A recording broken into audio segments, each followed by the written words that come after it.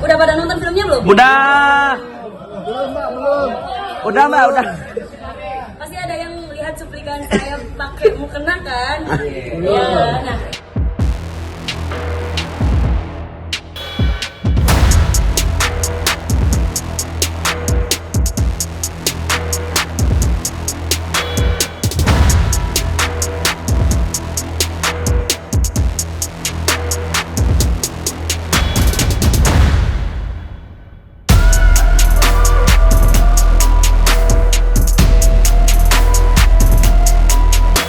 lancar sih ya.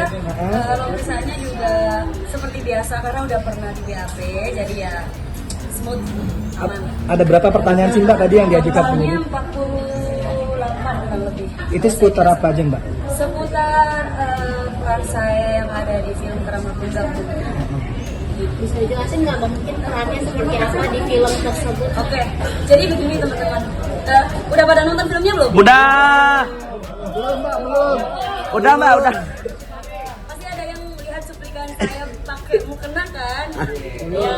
Nah, itu kan juga saya ngambil kerjaan film itu kan karena memang saya pikir, bukan saya pikir ya, skenario yang diberikan kepada Siska saat itu memang berbentuk film religi.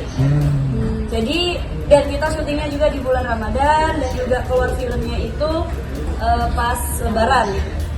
Dan film religinya, skenario-nya adalah sinopsisnya itu seorang PSK atau pelacur yang bertobat di bulan Ramadan. Jadi kenapa saya ngambil film itu?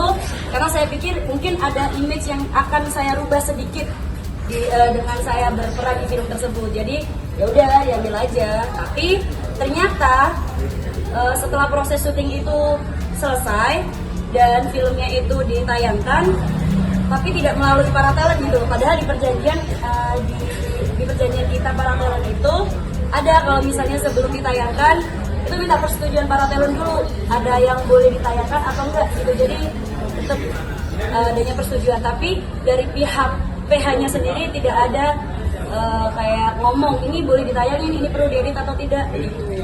Mbak, berarti filmnya ada skenario Mbak? Kalau ada bukan skenario, lebih ke skrip. Ada. Tadi kebetulan Siska bawa barang buktinya itu berupa skrip dan surat perjanjian saya antar pihak. Berarti nggak semua pemain dikasih skrip berarti Mbak ya? Soalnya ada yang ngaku nggak dapat skrip. Saya tidak tahu untuk judul film-film lain di kelas bintang ya. Tapi untuk peran Tunggak, saya bisa jamin dan pastikan semua peran, semua talent dikasih skrip.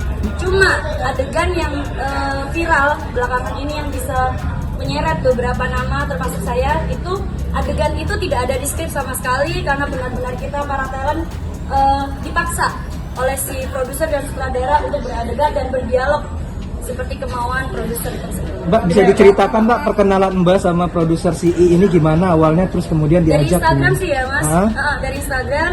Jadi waktu itu si I ini udah lama banget reach out Siska lewat dia tapi nggak pernah Siska respon. Sampai pada akhirnya dikirimin itu sinopsisnya. Ternyata sinopsisnya itu tadi film religi. Jadi ya udah saya ambil. Dibayar berapa sih Mbak untuk satu episode itu Mbak? Dibayar berapa? Hah? Pokoknya beda-beda Mbak. Iya betul. Siska dibayar 10 juta untuk satu film. Unsur kekerasan nggak pada saat yang pemaksaan itu? Nggak ada sih kalau unsur kekerasan, cuma karena memang dibayarnya sudah di awal dan mau nggak mau kita talent udah ada perjanjian tanda tangan surat perjanjian dan dia sudah mengetemukan Siska dengan tim legalnya. Jadi ya Siska pikir aman, ya sudah, dan ada surat perjanjian legal hukum juga di atas materi juga.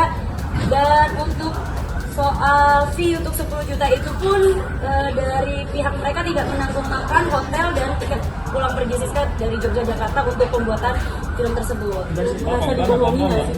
Merasa dijebak nggak sih? Kalau merasa dijebak sih tidak ya, bukan dijebak, tapi saya lebih ke dipaksa ketika kita syuting di situ itu sebenarnya kita mengikuti skrip dan naskah, tapi saat kita syuting tuh dipaksa untuk melakukan adegan-adegan yang tidak ada di skrip atau naskah. Begitu. Gimana sih Mbak perasaannya ketika tidak sesuai dengan apa yang disampaikan di awal? Saya udah mau pulang. Saya bisa ditanyakan kepada talent-talent yang lain di Keramat Tunggak, saya satu-satunya talent yang tidak ingin lanjut syuting saat itu karena dipaksa untuk beradegan di luar skrip.